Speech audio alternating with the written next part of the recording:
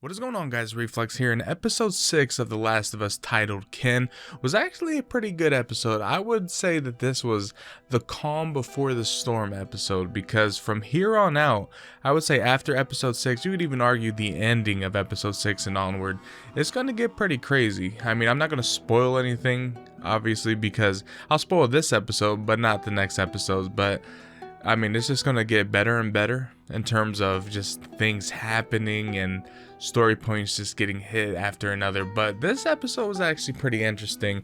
I mean, we got to see a lot more of the side of Joel that we never got to see in the game. In the game, you never really knew he had health issues or anything of that matter. But in this one, like in the show, you get to see that he's having these panic attacks regarding just that the people that he keeps losing and the idea that, you know, he could fail to protect Ellie. And you see this 3 times in this episode of him kind of just hunching over, and Ellie's like, "Are you dying?" and this and that, and he's just having a massive panic attack because he just keeps reliving every single failed attempt at saving someone, which was Sarah, which was Tess, and the future of Ellie being the one that he cannot save. And it's eating away at him. And then you also realize when he's talking to Tommy that he's also going deaf, which is, you know, not a thing that happened in the game for sure, because in the game we have heightened senses. Like, that's the whole point of Joel, because obviously it's a game, but you know, you hold a certain button and we get to see through walls, hear through walls, all this and that. Like, he has heightened senses. So in our like kind of Joel in the game, he's superhuman. He don't really have nothing wrong with him at that point. So it's pretty interesting to see just this other side of Joel that we didn't get to see. But they kind of go from that, and then they start making their way to Tommy, and they get stopped by all these people on horseback. You know, to our knowledge, that would be raiders, but in reality, it was Tommy's group, because he has a full-fledged group now in his, well, the town is called Jackson. Now, I don't believe in the first game they called it Jackson. I believe it was only in the second game, because in the first game, they've only been there for a week, so that settlement area that they were at wasn't even anything. And as soon as you get there, you have this introduction with them, but then you guys start talking and you go to the dam to, you know, fix the power supply and all that. So I mean, you're kind of getting prepared for what then in the second game becomes Jackson, but it seems like they just fast forwarded it. And you know, Jackson's a full-fledged area with power, with just everything working, it seems. And it's pretty neat to see. It was honestly like, I didn't expect them to do that in that episode, to show that Jackson's ready to go now. Like, it looks as if it was in the second game. Like, if you would have showed that scene alone, I'm like, oh, they did season 2 already? But no, they did not. But there was a few Easter eggs that I really can't say, because it would not only spoil the second season, but it would also spoil the second game. So I'm just going to leave those. But you guys, the people that watched the episode, know exactly what I'm talking about and exactly who we saw. But it was a really good episode. Tommy and Joel have this heart-to-heart talk of just, you know, Tommy saying that, you know, just because life stopped for you doesn't mean it has to stop for me. And, you know, that little brotherly kind of, just Joel wanted to protect him, but in ways that Tommy didn't agree of.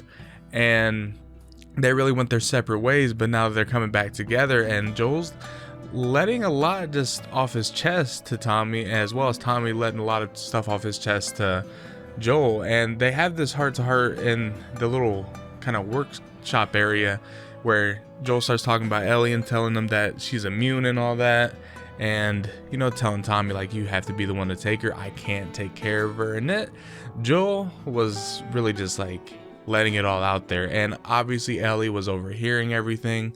But I mean, just it's crazy to think about. It really is crazy to think about that this version of Joel can't take the burden that is what he was going through. And in the game, like I said, you think he's superhuman. He don't really, I mean, just what he was going through in the game, I would say, was the exact same, but some of the feats were a lot more crazy, and you wouldn't bat an eye. Like, that Joel's just going to the very next place. They're just trucking along. Obviously, the ending of this episode mirrors the ending of the part in the game, except the part in the game where he gets stabbed in the stomach area was a lot more gruesome than it was in here. Like, I would say that, but it makes more sense because this is a show now. You got to be a little bit more realistic in terms of that, so it made sense. But Ellie overhears everything. Then Joel ends up talking to Ellie later, and we have one of the best scenes, I would say, emotionally in the game redone in the show, and it was like verbatim, word for word, the exact same. And emotionally, it was just as good too. I gotta edge it towards the game, just for the sole reason that Troy Baker and Ashley Johnson just really were giving it to you. But that's not saying that this one was bad. This one was just as good. Like, if one is a 10, the show's a 9.9 in terms of that scene, because it was very, very good. You just could hear the emotional levels of Ellie not wanting to be alone, but Joel not thinking that he can take care of her in the ways that Tommy could. And Ellie's taking it as every person that takes care of me or that I'm with either dies or leaves her. And it's the same thing that was happening with Joel, and Joel understands that. But where Ellie decides to say, I'm not her, and talking about Sarah. Now in the game, Ellie ends up, leaving on a horse, and you have to go find her, and you have this big fight with the Raiders, and that's how you have this talk. But they flip it around where instead Joel just says, at dawn we go our separate ways, and it's she's going with Tommy. Tommy actually comes in the morning and then takes her to the stables, and you see Joel there getting ready to leave, but Joel's really there to kind of say goodbye, but he gives her a choice, saying, you could either go with Tommy or go with me. And without hesitation, Ellie just says, all right, let's go. And it's kind of funny, and it's a big difference, I would say, in terms of how it is in the game, but it's not bad. Like, it's a show. We don't need Ellie going, everywhere, and all of a sudden, like, it just wouldn't make sense for what was said between Tommy and Joel, because Tommy said he's not going to put his life in danger for saving, someone he doesn't know, even though he ends up saying yes and that he will do it. But like, literally, if Ellie would have went out and then the Raider whole attack thing happened, I don't know, it would have been a little bit different in terms of the whole, just the way it worked in the show versus the game. But then they go to the university, and quite literally every single thing happens the exact same ways. They start having this heart-to-heart moment with Joel and Ellie, getting closer, and Joel talks about how he wanted to become a singer when he was a kid, and they had that little interaction of Ellie laughing and then asking Joel to sing for him. In both versions, they say no. You see a lot of monkeys just roaming around, which is cool to see, just roaming around the university. But then you go inside and you see, you start hearing what they try to play off as a clicker both in the game and in the show, and then you see it's actually just monkeys rummaging around again. But they go in this room, no fireflies to be found. Then they end up hearing Raiders coming. Now the thing is, Joel's hearing is not as good.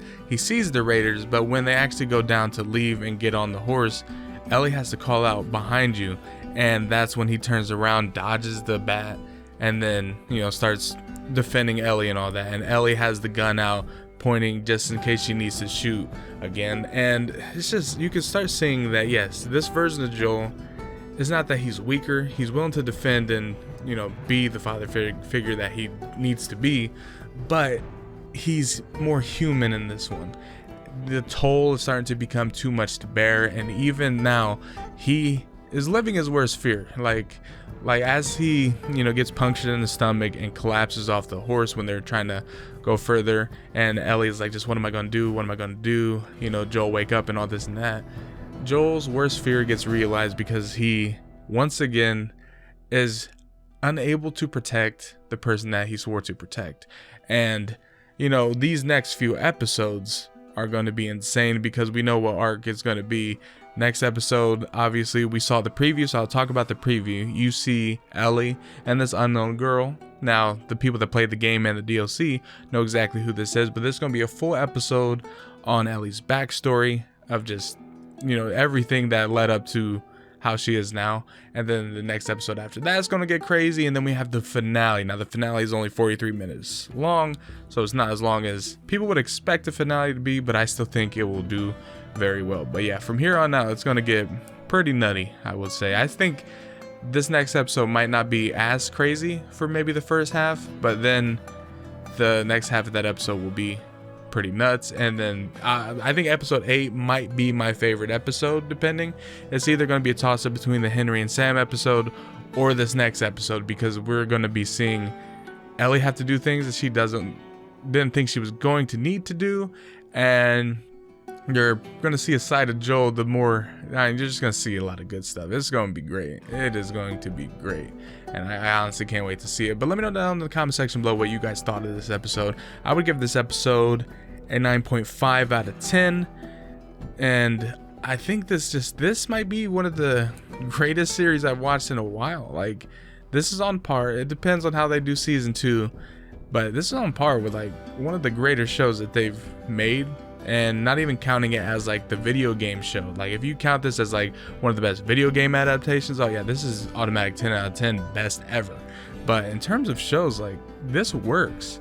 This just like, I don't think people that haven't played the game are probably enjoying this, because it's just like legitimately good acting, good visuals, and just good storytelling. I mean, you just can't get any better than what this show has given you. They still have 3 more episodes left, but judging by how it's been going, it's just going to be 10 out of 10s all the way through. And I mean, I realize I gave this one a 9.5, but I mean, just the way it's been going, it's still a perfect show in my opinion. I have no flaws with it, even with the changes they made in certain situations. I still just think that the show's amazing, and it's going to suck when it ends, but we just got to cherish it for what we have left on it, because I mean, it is just the greatest video game adaptation we could have asked for a show. And I'm just gonna enjoy the ride. But hope you guys did enjoy this video. If you did, leave a like, subscribe, and you guys know the drill. I will see you guys later.